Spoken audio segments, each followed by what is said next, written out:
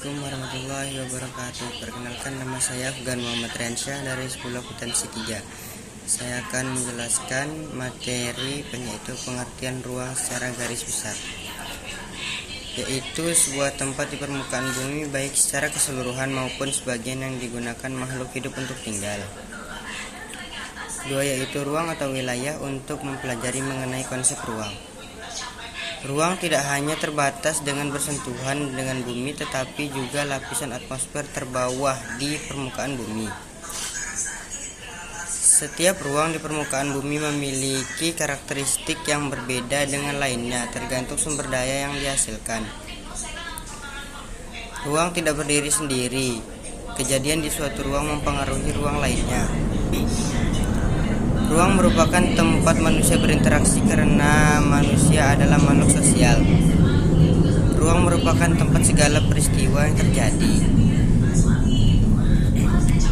Interaksi keruangan saling melengkapi. Contohnya, kota A memproduksi ikan tetapi kekurangan sayuran. Yang kedua yaitu kota B memproduksi sayuran tetapi kekurangan ikan, maka kota A dan kota B saling melengkapi. Tetapi setelah dicek kembali, ternyata ada yang lebih dekat, yaitu kota C.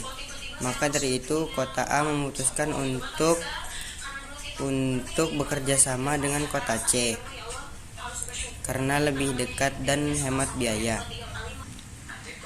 Bentuk interaksi keruangan. Bentuk interaksi keruangan melibatkan pergerakan manusia, barang, serta gagasan atau ide antara lainnya. Yang pertama yaitu perpindahan penduduk atau migrasi, merupakan bentuk interaksi antar ruang, mengakomodasikan pergerakan orang dari suatu wilayah lain dengan tujuan tertentu. Jenis migrasi meliputi hal-hal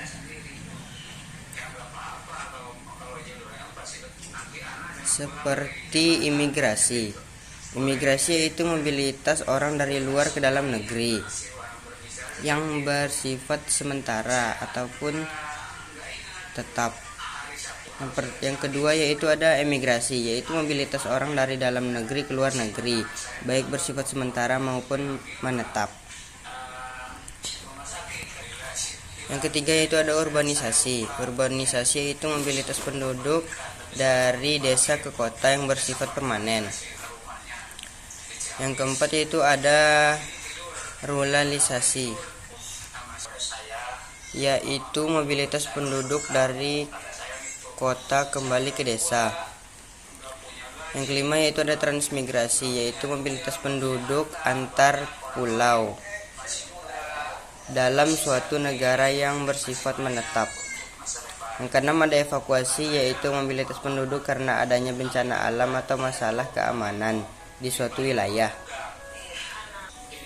Yang ketujuh yaitu sirkulasi, yaitu mobilitas penduduk yang bersifat sementara untuk keperluan pekerja atau keperluan lainnya yang harus menginap di tempat tujuan. Yang kedelapan ada komutasi, yaitu mobilitas penduduk dari desa ke kota yang bersifat tidak permanen pada hari yang sama. Selanjutnya itu ada komunikasi. Apa itu komunikasi? Komunikasi merupakan bentuk interaksi antar ruang yang melibatkan pertukaran ide atau gagasan, baik secara langsung maupun tidak langsung. Informasi diantaranya yaitu sebagai berikut. Pertama yaitu adalah siaran televisi yang menyiarkan kejadian apa. Selanjutnya yaitu ada streaming. Berbagai platform streaming di dunia internet memudahkan seseorang untuk mengetahui apapun yang terjadi di wilayahnya. Website merupakan jaringan dunia maya yang saling berhubungan di dunia internet. Melalui mesin pencari, seseorang dapat memudahkan mencari ide sesuai dengan kebutuhannya. Yang keempat yaitu ada marketplace, merupakan tempat bertemannya penjual dan pembeli dunia maya. Kehadiran internet mengubah interaksi ruang dan aktivitas fisik ke aktivitas maya dalam bentuk marketplace. Yang terakhir yaitu ada transportasi. Bentuk interaksi antar uang dalam pergerakan barang dan jasa dari daerah ke daerah lain, antara lain sebagai berikut.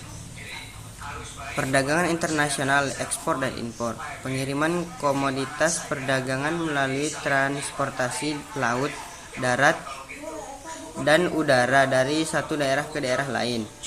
Sekian dari saya. Wassalamualaikum warahmatullahi wabarakatuh.